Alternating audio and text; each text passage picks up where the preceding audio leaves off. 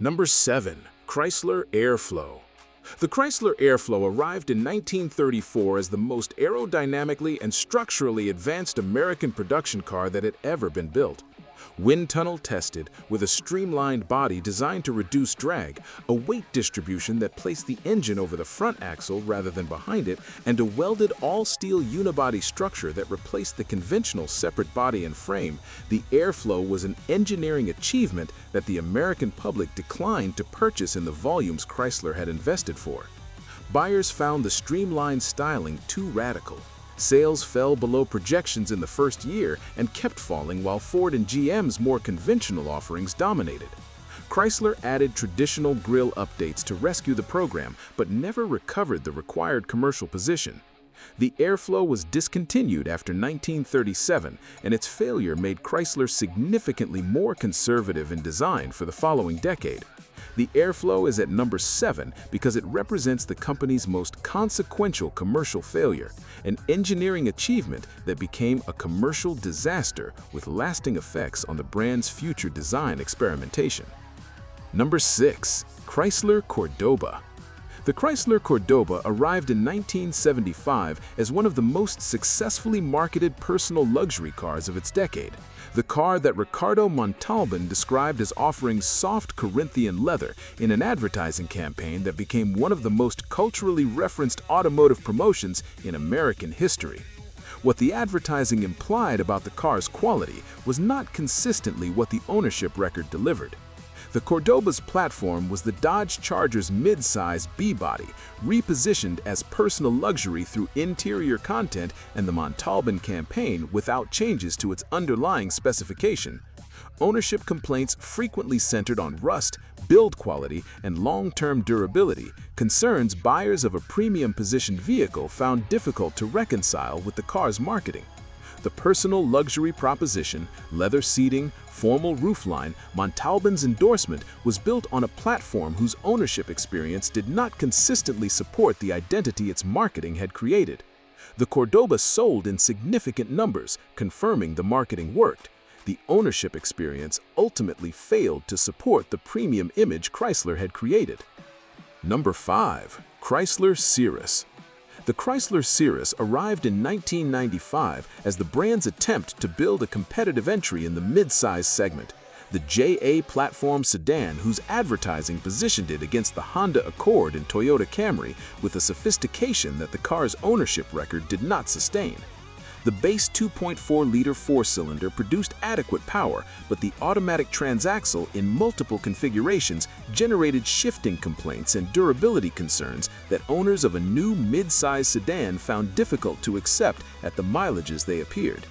Electrical faults accumulated across the production run, instrument cluster malfunctions, climate control failures, and intermittent starting issues generated service records that the Camry buyers who had considered the Cirrus would not have encountered. The Cirrus developed a reputation for transmission and electrical problems that affected owner satisfaction throughout its production run, accumulating in dealer service logs right when Chrysler was publicly arguing the quality gap with Japan had closed. And many owners concluded the quality gap remained wider than Chrysler claimed. Number 4. Chrysler LeBaron Convertible. The Chrysler LeBaron Convertible offered American buyers an open-air driving experience at a price that positioned it accessibly below the premium imports. A racktop whose television advertising communicated warmth, leisure, and a specifically attainable version of the good life. The ownership record communicated a different experience. The convertible top mechanism accumulated electrical faults at intervals that undermined the car's core identity as a vehicle for enjoyment. The 2.5-liter four-cylinder in base configuration delivered performance that made the car's aspirational positioning feel disconnected from its mechanical reality. Interior quality fell short of what the marketing imagery implied at the car's price point. Consumer Reports rated the LeBaron Convertible below average for reliability across its production years. The LeBaron is at number 4 because it sold a specific vision of ownership, warm evenings, open roads, and charged the real price at the dealer service counter in visits that arrived before most buyers had finished paying for the car. That pattern, sustained across 8 model years, is the LeBaron's contribution to Chrysler's ownership record. Number 3. Chrysler PT Cruiser. Before the first Chrysler PT Cruiser reached a buyer, the company had already received 35,000 orders. The retro-styled wagon debuted at the 2000 Detroit Auto Show to a reception unlike any new Chrysler model in years. What followed was 10 years of ownership data that Consumer Reports rated below average for reliability across most of the production run. The PT Cruiser developed a below-average reliability record, with engine-related complaints among the most frequently documented across its 10 model years. The 2.4-liter four-cylinder developed timing belt and head issues at mileages buyers of a practical family vehicle found difficult to accept. Electrical faults accumulated. Interior quality fell short of what the enthusiastic early reception had implied.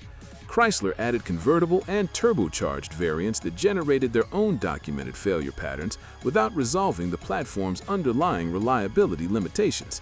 The PT Cruiser is at number 3 because it represents one of the most documented gaps in Chrysler's history between launch reception and ownership reality. 35,000 orders before delivery, then a decade of below-average reliability ratings. Number 2. Chrysler TC by Maserati.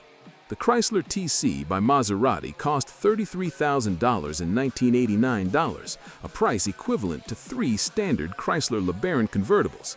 It arrived 5 years late, following a development process plagued by engineering disagreements between Chrysler and Maserati that delayed the launch until 1988. When buyers finally saw it, they recognized the LeBaron that was parked next to it. The TC was based on a modified version of the K platform, sharing many components with the LeBaron, and was assembled in Italy by a De Tomaso subsidiary.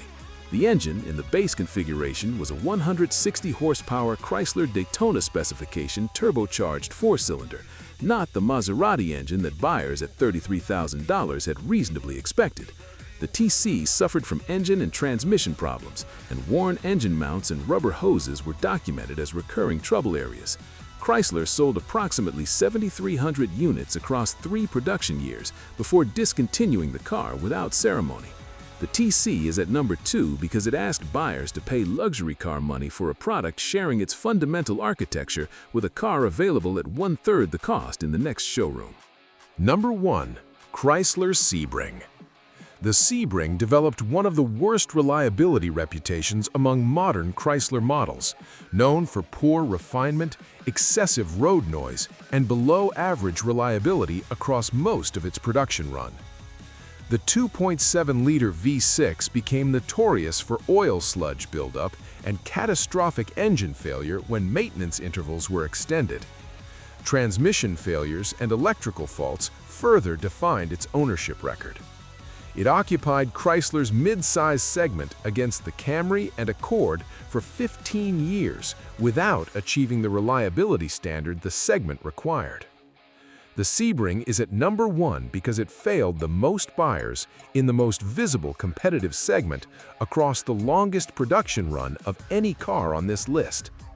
Its production across 3 generations and 2 platform changes, none of which resolved the reliability deficit the first generation had established, is the most precise expression of what Chrysler's mid-range ambitions produced. Few Chrysler products combine such a long production run with such a consistently poor ownership reputation. And when discontinued in 2010, it was replaced by the Chrysler 200, which continued many of the same problems.